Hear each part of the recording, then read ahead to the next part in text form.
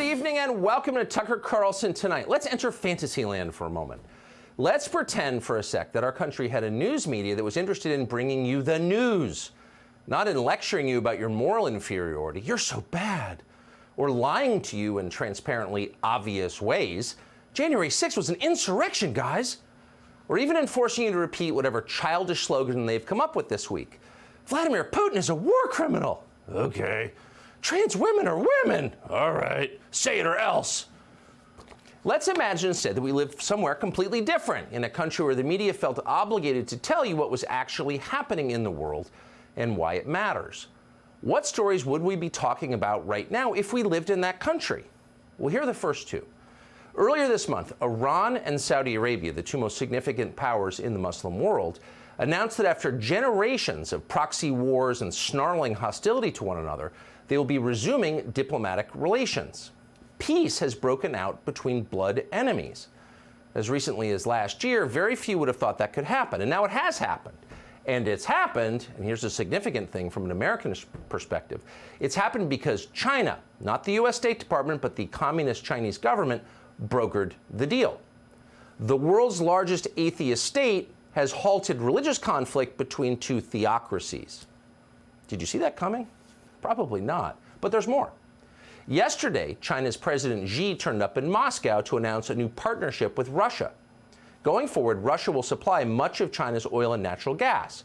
Vladimir Putin also agreed to use Chinese currency in trade with Asia, Africa, and Latin America. Once again, holy smokes. As with the Iran-Saudi summit, very few people imagined anything like this could happen just 18 months ago. Quote, change that hasn't happened in 100 years, Xi said, is coming, and we are driving this change together. Now, what change was Xi talking about? Well, the end of American global hegemony, the end of the US dollar as the world's reserve currency. For 100 years, he got it right, since the close of the First World War, the United States has been the preeminent nation on Earth. For 40 of those years, we were locked in a Cold War with the Soviet Union, of course, but at no time, no matter what they may have claimed, was there ever really a question about who was the most powerful country. We were the most powerful country. It was the American era. That era just ended, a little over 2 years into Joe Biden's presidency. But amazingly, no one in this country seems to notice that it happened. That story is not leading the news tonight. Instead, we're arguing about whether or not to arrest Donald Trump for a fake crime to keep him from running for president again. Over at the White House, our senile president just gave some sort of medal to a sitcom actress, presumably for her bravery. You read those scripts so boldly. CNN is covering that story like it's the moonwalk. On Twitter, meanwhile, people seem excited that our vice president has sent a letter to a transvestite TikTok star called Dylan Mulvaney, who is famous for dressing like a 6-year-old girl. Kamala Harris is very proud of him. That's the news we're getting. It is Weimar, but dumber. Meanwhile, the world beyond Morning Joe is changing faster than at any time in, well, as Chairman Xi correctly noted, about 100 years. None of these changes will make life better for your grandchildren. But since many Americans don't even know they're happening, the outcry here has been limited to a few insightful but deeply frustrated bloggers on social media. They see clearly what's happening. No one else seems to. It's driving them insane.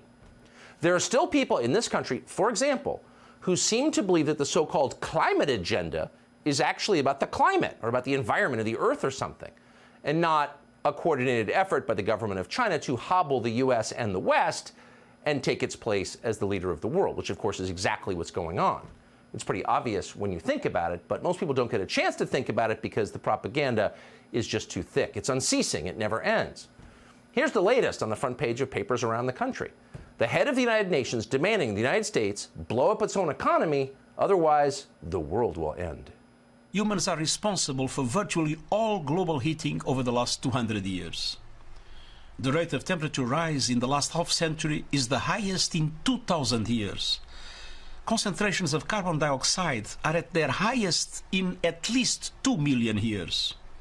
The climate time bomb is ticking. So when someone who knows nothing about science, whose job it is to act as a proxy, a puppet of the Chinese government, starts wagging his finger in your face, claiming scientific expertise and telling you what to do with your economy, at the very least, you should pause for a moment. And you should also remember that the United Nations has been saying pretty much the same thing since at least 1989. That's the year that the Associated Press reported that, and we're quoting, a senior UN environmental official says entire nations could be wiped off the face of the earth by rising sea levels if the global warming trend is not reversed by the year 2000. That was 34 years ago. Happy to report we're still here. So has the science changed? Well, apparently it has. Not that anyone will acknowledge that. But the shouting remains exactly the same. And the AP doesn't seem to have archives it can check to find out, have we written the story before? So they just keep writing the same story. 2 days ago, they wrote this, and we're quoting. Humanity still has a chance, close to the last, to prevent the worst of climate change's future harms, a top United Nations panel of scientists said Monday. But doing so requires quickly slashing nearly 2/3 of carbon pollution by 2035. Okay, Associated Press. There's even a quote from the UN Secretary General. Again, not a scientist, a puppet of China, but pretty good at slogans. And we're quoting, humanity is on thin ice, and that ice is melting fast. Are they publishing the same piece and just moving the dates around? Not really, actually. Because if you read it closely, if you took a look at the UN's entire report, and actually we spent the day doing that, there are big differences in how they plan to solve global warming.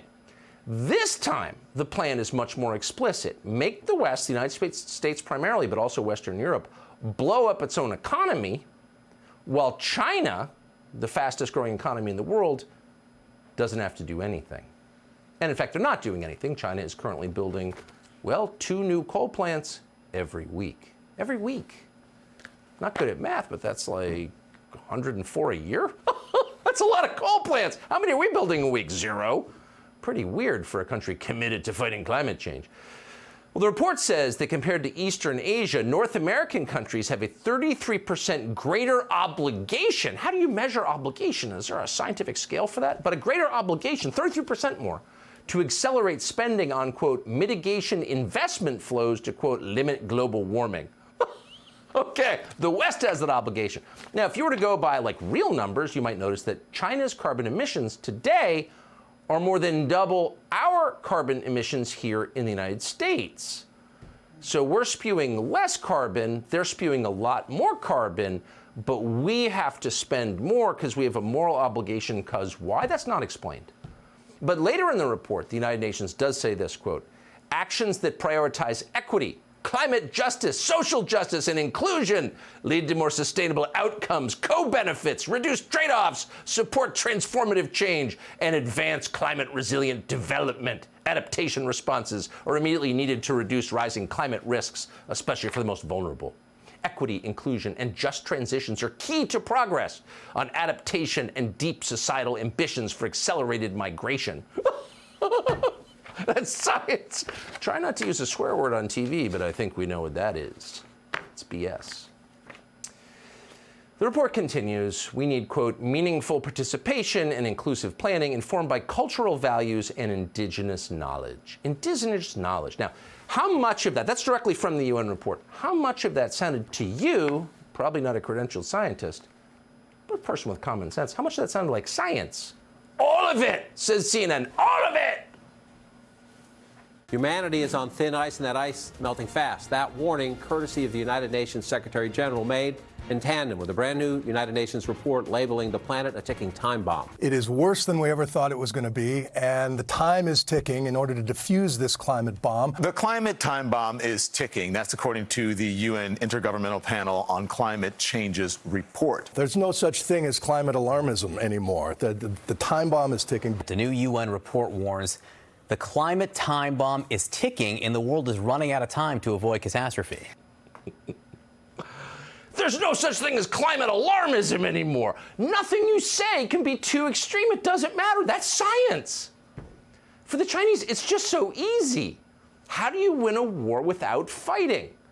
By getting your adversary to kill himself. Well, how do you convince a strong, self-respecting, powerful country like ours that has ruled the world for 100 years to do that? Turns out it's pretty easy. You take a collection of dumb, desperate people in middle age, hoping to keep on to their stupid TV jobs. You add scripts and some hairspray, and they just repeat the lies for you, And then all the people in the country sort of nod, yeah, that's exactly right. We got to do that. Respect indigenous knowledge. Stop driving our cars. And the amazing thing, it's kind of working. So what exactly is the science behind all this? Well, on Substack, where actual scientists now reside, a political scientist called Roger Pilkey did a deep dive on where these people got the idea that the world will end if temperatures jump 1.5 degrees Celsius. That's the globally accepted goal, according to the AP. Well, it turns out that globally accepted goal originated in a newspaper advertisement and a draft paper that was not even peer-reviewed. Now, it's in the Paris Climate Agreement. That's the power of marketing. But what's the point, of course? What's the point of the marketing? It's to destroy one civilization to be supplanted by the next civilization. Unfortunately, we're the one being destroyed, or that is destroying itself. And no one at the UN, by the way, cares about the data, where it came from, because the real goal has nothing to do with the environment. Of course. Duh! Look at the pollution. If you cared about the environment, this is a tough time to live. But ever since Julian Huxley took over UNESCO in the 1940s, pushing Malthusianism, the idea that the world's overpopulated has been the dominant way of thinking for the people in charge, except with respect to their own families, they have as many kids as they want, but you're not allowed to. And that leads to moments like the one we saw a month ago, where the Harvard historian, Naomi Oreskes, wrote an op-ed in Scientific American entitled 8 billion people in the world is a crisis, not an achievement. Well, if you're one of those 8 billion, that seems like hostility. If some chick is writing a piece in a science magazine about how your existence is bad, that might make you nervous, right? It should. And it may explain why these people oppose nuclear energy, which seems like a solution, but they're against that too. So it's not really about carbon emissions, is it? It's about hurting people, specific people. They think there are too many people. And this view is very widespread. It's why the leaders of the Democratic Party are always in your face telling you to get an abortion. Hurry up and get an abortion. It'll help the GDP.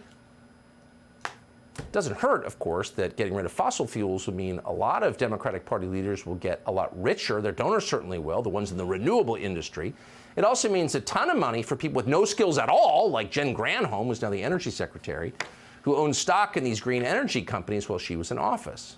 It's also corrupt. It's unbelievable. And they're in your face. There's no such thing as climate alarmism. Shut up and accept it. This would explain why Joe Biden campaigned on ending fossil fuels and bringing about economic devastation for millions of Americans back in 2020. Would there be any place for fossil fuels, including coal and fracking, in a Biden administration? No, we would work it out. We would make sure it's eliminated and no more subsidies for either one of those, any fossil fuel. No more subsidies for fossil fuel industry. No more drilling on federal lands. No more drilling, including offshore. No ability for the oil industry to continue to drill, period. But I want you to look in my eyes. I guarantee you, we're going to end fossil fuel, and I am not going to cooperate with it, okay? Imagine living under the rule of people like that. Imagine living in a system where we, with a straight face, ask someone who's never had a real job in his entire life, who has no idea where electricity comes from, probably can't even change a light bulb at this point, about our energy policy, and then taking his answer seriously. And what do you get when you do that? And apparently we did. 81 million votes he got, more than Obama. Really? Shut up and accept it. Well, the result is now our strategic petroleum reserve, maybe the most valuable thing the United States government owns, is depleted, and Russia, which we say we hate, is now once again one of the most important energy suppliers in the world. Meanwhile, your energy prices went up at double the rate of inflation last year. So what are we looking at here? Well, there are people with economic agendas benefiting from solar panels and the wind farms that kill endangered species. And they're the illiterate cultists in academia who are just for this because they're for it. As if to prove that point, Greta Thunberg, who just deleted a tweet from 5 years ago saying the world's going to end in 5 years, is about to get an honorary degree from the University of Helsinki. This is a girl who made a living by not attending school. So what's the degree in? Well, it's not science, not climatology. It's theology. But the real agenda, of course, is much bigger than any of that. It's the great global reshuffling that is going on now beneath the notice of most Americans. We're going to wake up one day and realize we're not in charge. And this is part of the reason. Subscribe to the Fox News YouTube channel to catch our nightly opens, stories that are changing the world and changing your life. From Tucker Carlson Tonight.